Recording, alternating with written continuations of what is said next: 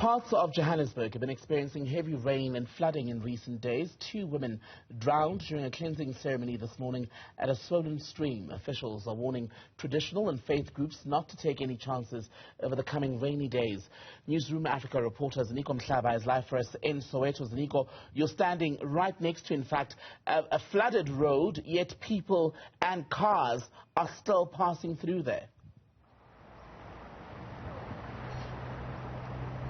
That's right, Tembela. Actually, it's the parting along this Klip River that stretches all the way from the north of Soweto, and I'm talking about Mhlaba, Orlando East and West, and flows down to the south, where you'll get the river stream cutting through Klip Town, Denver, and all the way to Protea South. So it's a very flooded river, as you can see where I am right now. We're between Mhlaba and Orlando East, and that's Orlando West and East. This bridge becomes very flooded whenever it rains. About 30 minutes ago, it was pouring in this part of Soweto, and people could not even walk across this particular bridge here in Mhlaba. As you can see, those 2 gentlemen are trying to make their way to the sides of Orlando West here in Soweto. It's a busy stream, Tembekile, and I'm going to now ask my colleague to pan on towards my right hand side, where you'll get a glimpse of what we're talking about when we're talking about a very violent, Klip River here in Soweto. It's been like this for the better part of the day. We got here just in the afternoon after 2 p.m. and it's always been like this. We also drove down the stream itself towards, some hostels and some Pinville bridges. The scenario is the same.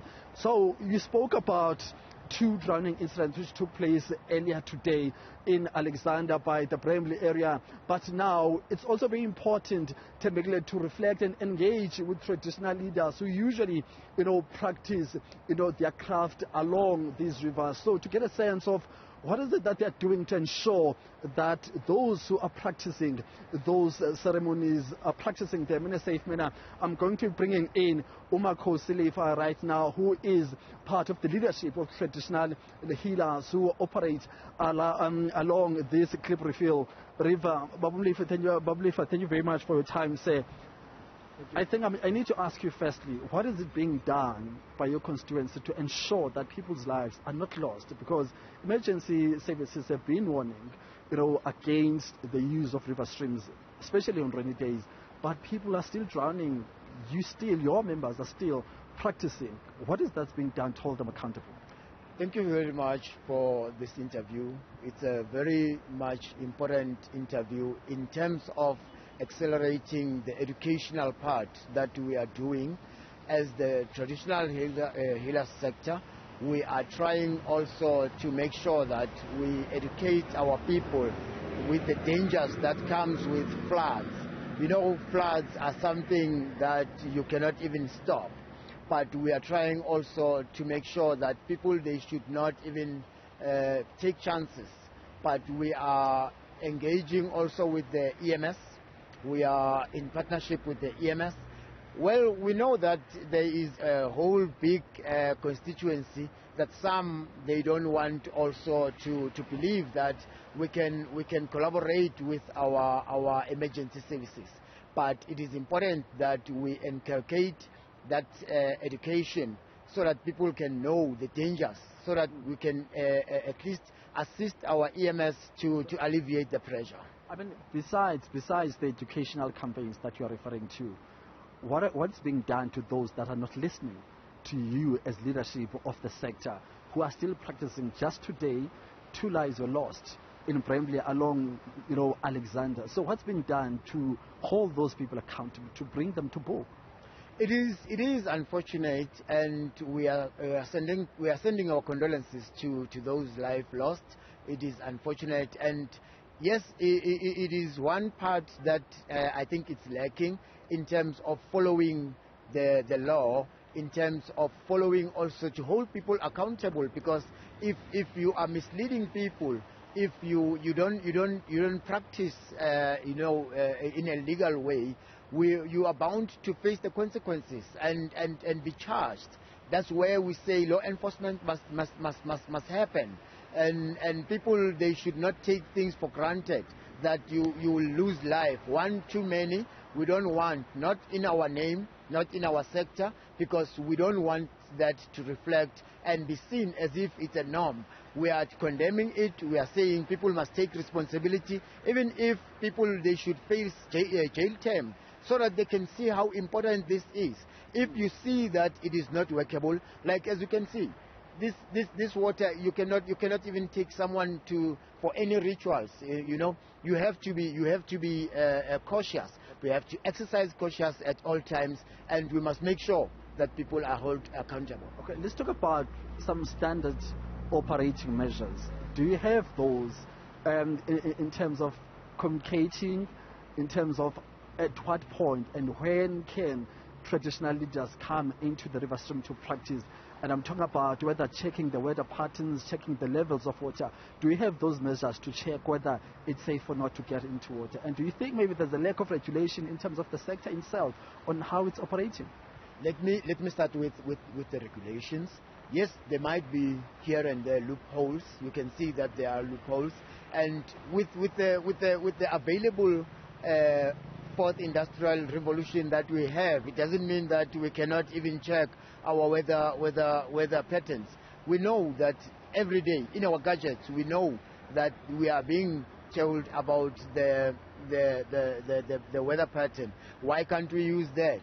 And we can see, yes, I agree that much as we want to say we preserve our cultures and traditions, but there's some time that where we need to evolve and play along with the patterns of our fourth industrial revolution, so that we avoid making casualties or causing those casualties simply because of Amazozi has spoken to a certain type of person, and you can be able to get along with the times of today.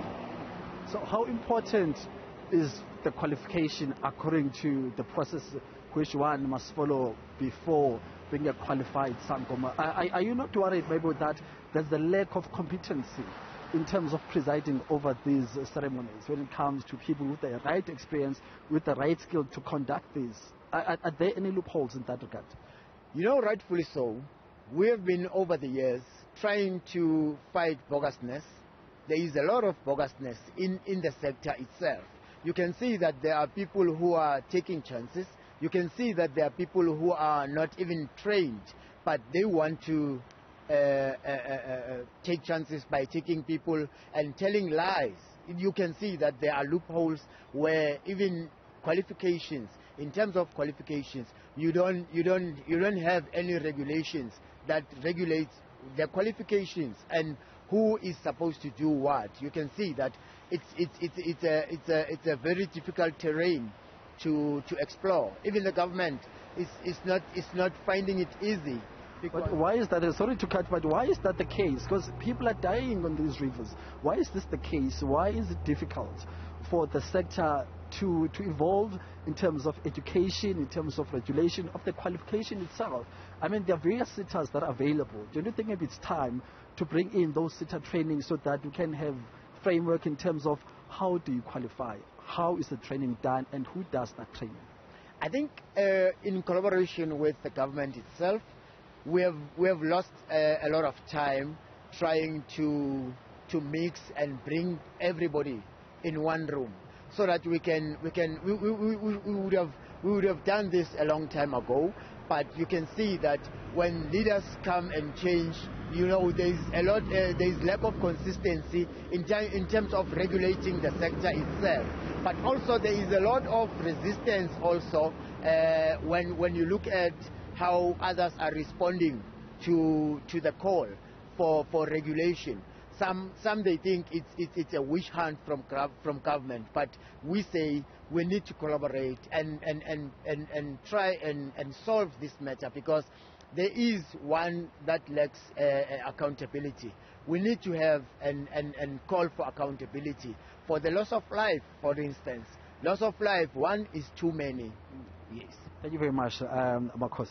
Thank you so much. Thank you very much. That's Makhosi Lefa. They're giving a sense of what is it that's being done by traditional leaders themselves in terms of ensuring that these practices are done in a safe manner. That's it from us here in Soweto. Tembekile, just giving a sense of how the situation is, and I can tell you, it seems as if even tomorrow heavy rains will continue pouring in and around Johannesburg, and of course rivers such as the Klippriel will tell the story even more as these rains continue to pour here in Johannesburg.